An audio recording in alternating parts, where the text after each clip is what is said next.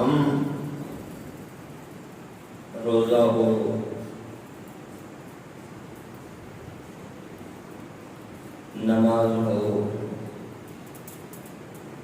نفلی عبادات ہوں، نماز تراویح ہو، تلاوت قرآن مجید ہو، ان ساری عبادات کا کچھ مقصد ہے۔ اب یہ نہیں کہ روزہ رکھا تو مقصد اپنے آپ کو بھوکا پیاسا رکھ کر سزا دینا ہے، 20 رکعت تراویح کے لیے کھڑے ہو گئے تو کوئی مقصد ورزش کرنا یا نفلی صدقات کے لیے قرآن مجید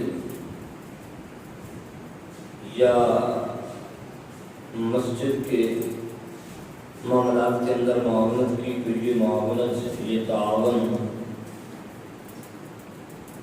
تشہیر کے لیے ہے، بلکہ ان سب کاموں کا جو مقصد ہے وہ ایک ہے۔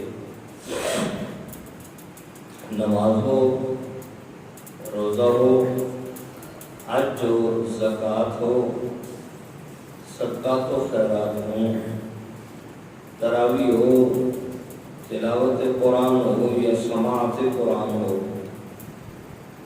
اور جتنی بھی عبادات ہیں سب عبادات کا مقصد ایک ہے، اعتکاف۔ یہ جتنی عبادات ہیں ان سب کا مقصد اپنے رب کو راضی کرنا ہے، اپنے رسول صلی اللہ علیہ وآلہ وسلم کی آنکھوں کو ٹھنڈک پہنچانا ہے۔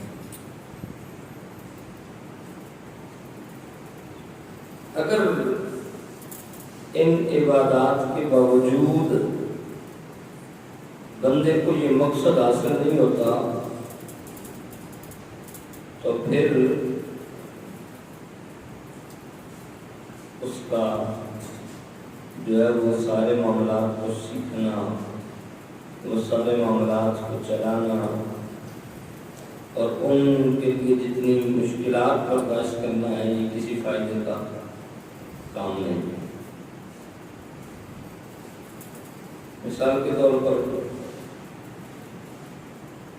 یہ مسجد ہے، اس مسجد کو جب بنایا گیا تو بنانے والوں نے ایک مقصد اس کو مد نظر رکھا،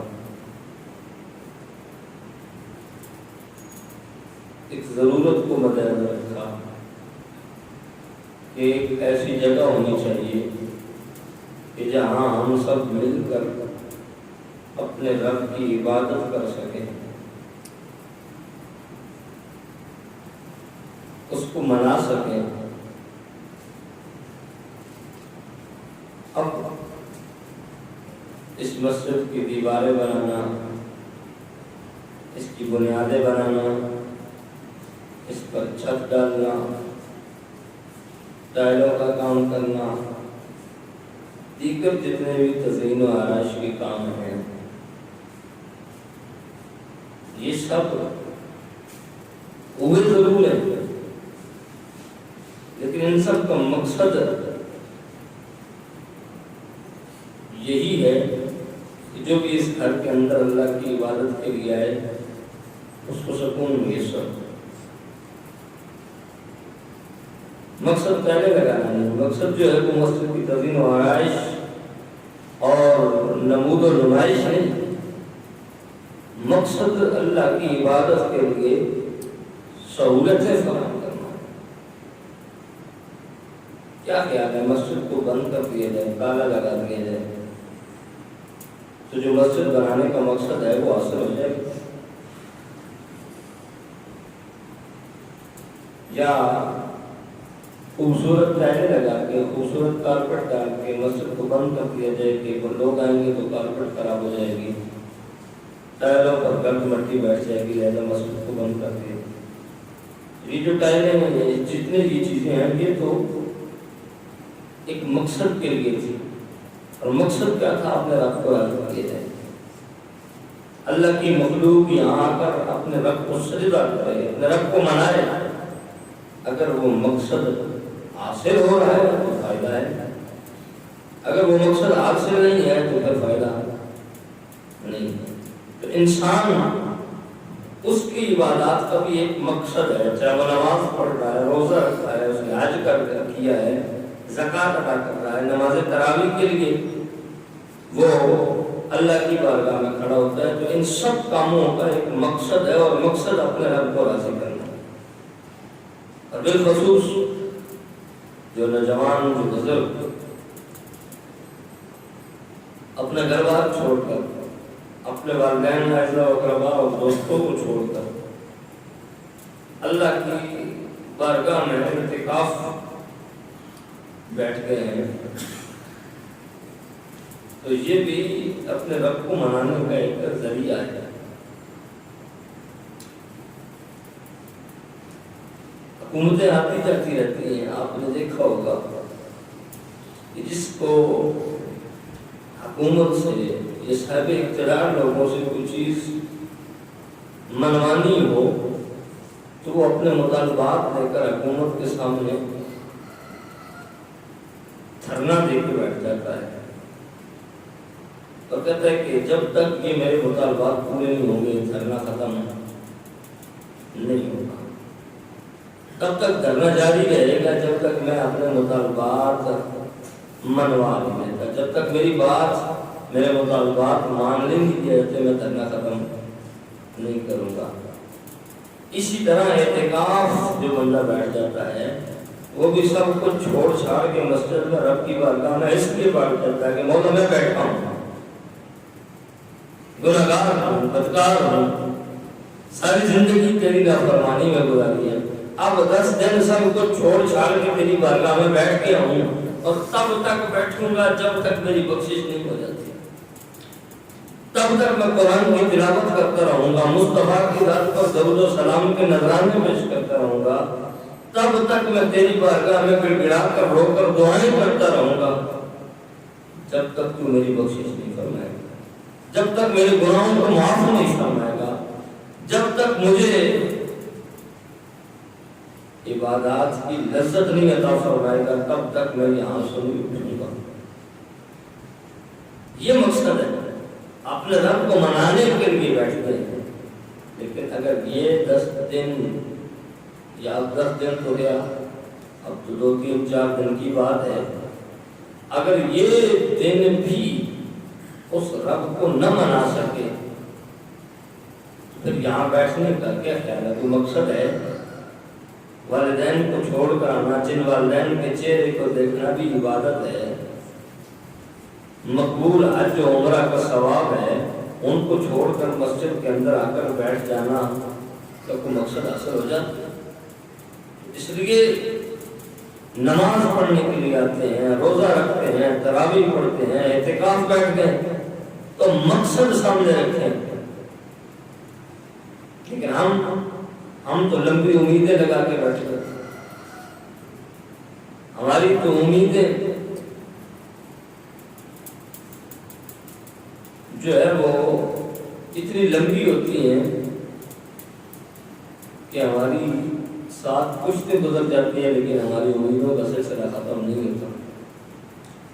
میرے محبوب علیہ السلام نے فرمایا میں تم سے لمبی امیدیں باندھنے اور خواہشات کی پیروی کی تسلط سے خوفزدہ ہوں، کیونکہ طویل امید کے باعث انسان آخرت کو بھلا دیتا ہے اور خواہش نفس انسان کو حق سے روک دیتی ہے۔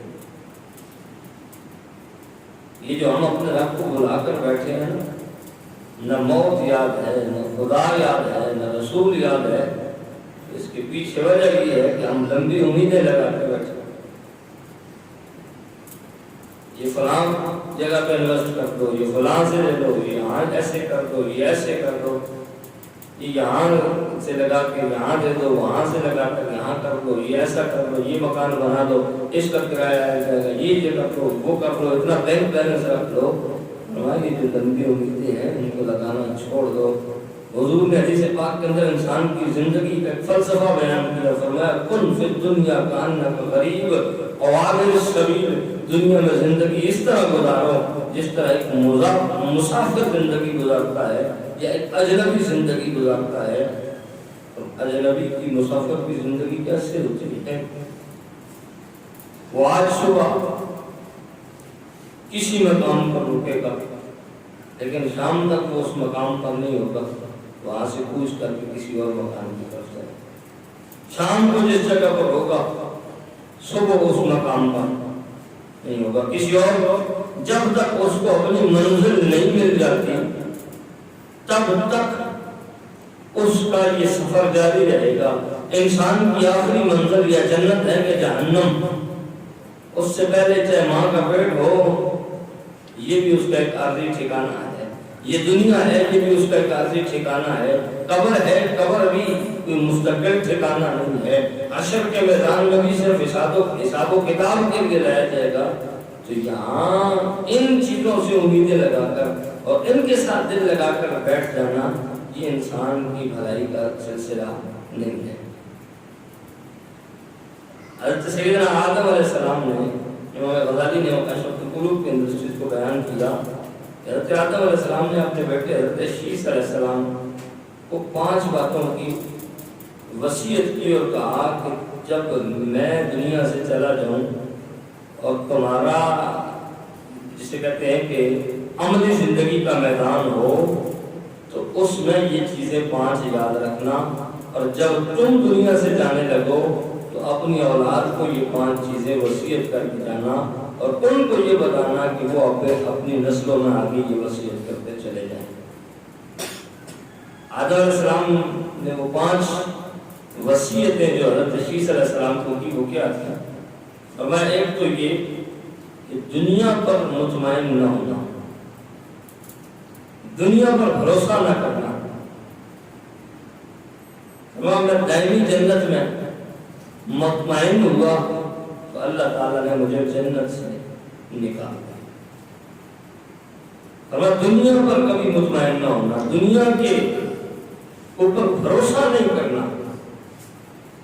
آج ہم جو معاملات ہمارے خراب ہو رہے ہیں ہم نے دنیا پر بھروسہ کیا ہوا ہے, بلکہ ہم تو یہ سمجھتے ہیں کہ ہم جسے کہتے ہیں کہ ہم نے اپنا دین ایمان سب کچھ دنیا کو ہی بنا رکھا ہے. ہم نے سارے معاملات چھوڑ دیے. فرمایا دوسری بات عورت کی خواہشات پر کام نہیں کرنا.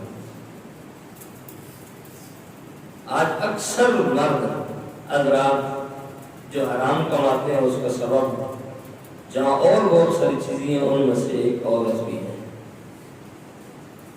اس کی جائز ناجائز خواہشات کو پورا کرنے کے لیے ہم حلال و حرام کی تمیز کرنا بھول جاتے ہیں. ہم چھوٹے بڑے اور قریب اور دور کے جتنے معاملات ہوتے ہیں سارے بھول جاتے ہیں. حتیٰ کہ سگے رشتے وہ ختم ہو جاتے ہیں صرف اس کی نہ ختم ہونے والی خواہشات پر. عورت کی خواہش پر کبھی کام نہ کرنا, کیونکہ میں نے وہ جو درخت کا پھل کھایا تھا وہ بھی عورت کے کہنے پہ کھایا تھا. اور تیسری چیز, ہر کام کرنے سے پہلے اس کے انجام کے بارے میں سوچ لینا.